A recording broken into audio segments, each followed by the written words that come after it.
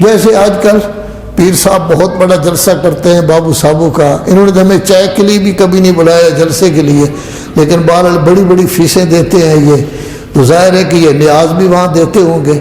جس زمانے میں ان کے والد صاحب جلسہ کراتے تھے اس وقت نیاز کے لیے کہتے تھے نظر اللہ نیاز امام حسین۔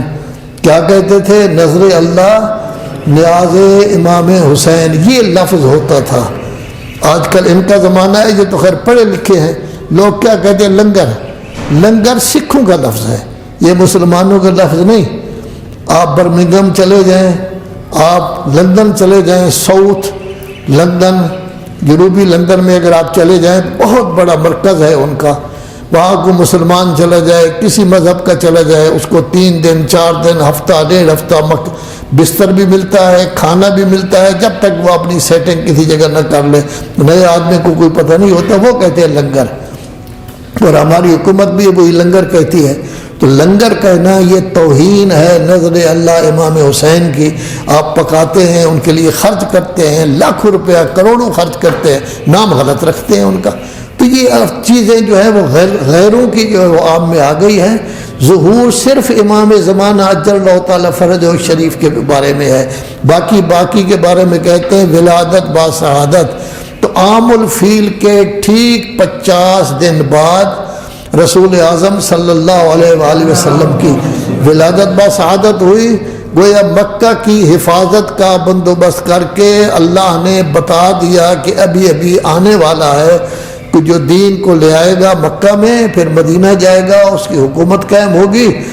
چنانچہ یہ سورہ بھی ایلاف اس سورت کا تتمہ ہے، لیکن فرق ہے کہ اس سورت کا نمبر تھا 19، اس کا نمبر ہے 29، 10ویں نمبر پر یہ آئی ہے۔ تو اللہ تبارک و تعالیٰ فرما رہا ہے لے ایلاف قریشین، جیسے ہم نے عام الفیل میں ان لوگوں کو تباہ و برباد کر دیا تھا، اسی طرح مکہ اور قریش کی عظمت کے لیے ہم نے 2 کام کیے۔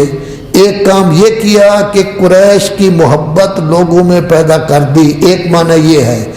ایک معنی اس کا یہ ہو سکتا ہے قریش باہم اکٹھے ہو گئے، ان کے درمیان محبت و الفت پیدا ہو گئی، اور قریش بحیثیت قریش مکہ کے محافظ بن گئے۔ یہ دونوں معنی ہو سکتے ہیں، یعنی لوگوں کی محبت دل میں پیدا کر دی، قریش کی محبت لوگوں کے دل میں کہ یہ مکہ کے محافظ ہیں، آپ ان کی عزت کریں۔ ان کے معاہدے ہوئے مختلف لوگوں سے، ان کا معاہدہ یمن والوں کے ساتھ بھی ہوا، ان کا معاہدہ دوسرے ملکوں کے ساتھ بھی ہوا، گرمی میں ایک طرف جاتے تھے، سردیوں میں جاتے تھے، معاہدے ہوئے، عہد و پیمان ہوئے کہ اس پورے علاقے کی حفاظت ہونی چاہیے، امن ہونا چاہیے تاکہ ہم سفر کر سکیں۔ وہ تجارت دوسرے لوگ بھی کرتے تھے، یہ بھی اپنی جگہ پر کرتے تھے۔ تو ایلاف قریشین، ایلاف قرآن یعنی قریش آپس میں بھی محبت اور لوگوں کے دلوں میں بھی قریش کی محبت۔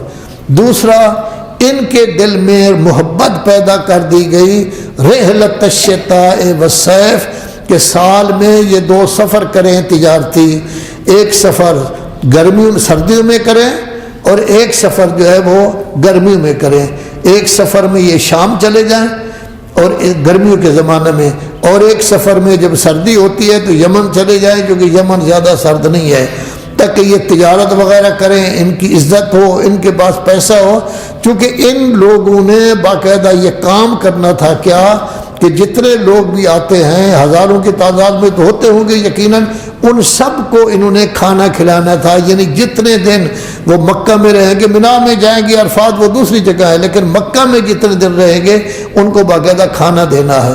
تو ایلاف قریشین ایلافہم 2 دفعہ آیا ہے کہ ایک محبت باہمی، اور ایک یہ ہے کہ ان کی محبت لوگوں کے دلوں میں، اور پھر ان میں محبت پیدا کر دی گئی کہ وہ ایک سفر سردیوں کو کریں شام کی یمن کی طرف، ایک سفر جو ہے گرمیوں کو کریں شام کی طرف جو ٹھنڈا علاقہ ہے، تاکہ یہ لوگ تجارت کر سکیں۔